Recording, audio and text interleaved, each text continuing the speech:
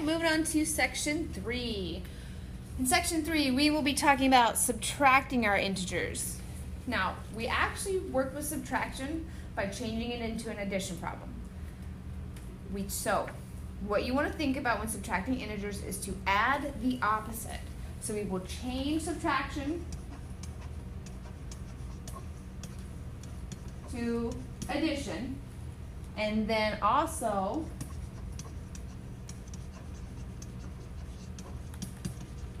the next sign. So now what that means, our first example, 5 minus a negative 2. Notice this negative 2 is in parentheses because it is a negative. Because of that subtraction sign out front, this does not mean multiplication. So 5 minus a negative 2. You're going to keep this first number. We never change the first number. So 5, subtraction becomes addition. And then also change that next sign. So a negative 2 becomes a positive 2.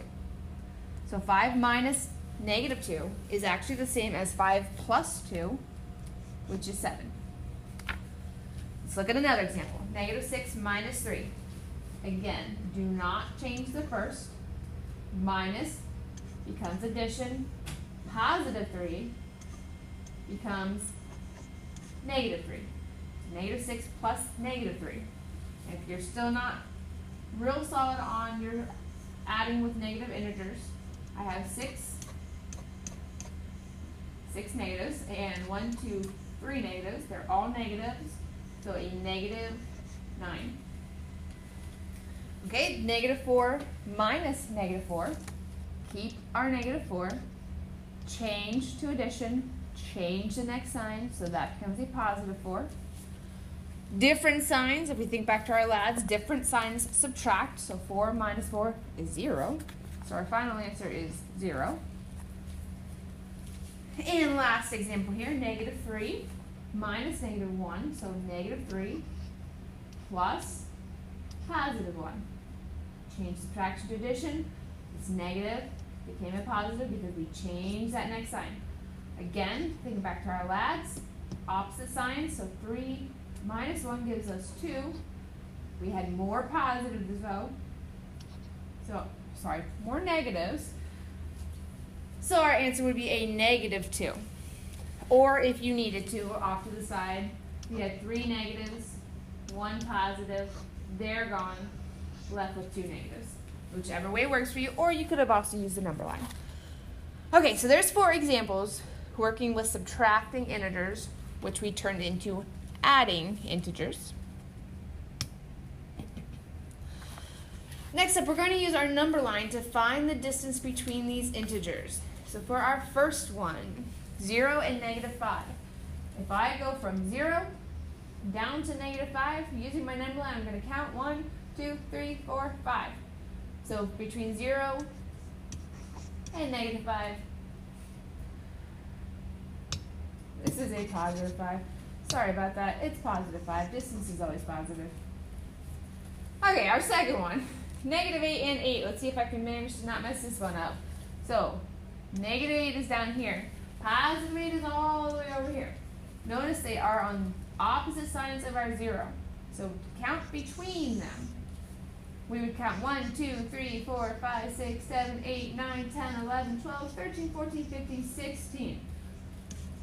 So our distance between negative 8 and 8 is 0. You could also think about when they are on opposite sides of our number line, you're going to add the absolute values. So positive 8, 8 and 8 gives us 16. So using that idea, negative 9 and 4, again, different signs of our 0. Negative 9 is down here, 4 is up here. Negative 9 is 9 away from 0, 4 is 4 away from 0. So they are 13 units apart. This only works when one is negative and one is positive. Like in number 4, so negative 4 and 7. I'll go ahead and mark this one fully since it's the last one. So negative 3 up to 7. We count it 1, 2, 3, 4, 5, 6, 7, 8, 9, and 10. They are 10 units apart. You could have done 3 plus 7 to get 10 because they are on opposite sides of the number line. If they were on the same side, you would end up subtracting, so watch for positives and negatives. And finishing up this with a word problem. Tom saved $250 to spend on vacation. If he spends $45 a week for 4 weeks, how much money does he have left? Okay, 2 different methods to this. First method would just be to work it out. He started with $250. He's spending $45 a week, so spending means we're taking away. So minus 45 for week 1. If we go ahead and do that subtraction, 250 minus 45 leaves him with $205. Take away another $45 for week 2. Okay, moving on to week 3. 205 minus 45 is $160. So he starts the week with $160, spends another 45, representing week 3. Moving on to week 4, 160 minus 45 leaves him with $115. Spends another $45, leaving him with $70 left after 4 weeks. That was one way. Now another way that you could have handled this. He started with $250 minus, for 4 weeks, he spent W dollars. Oops. Nope, got that backwards. He spends $45 for W weeks.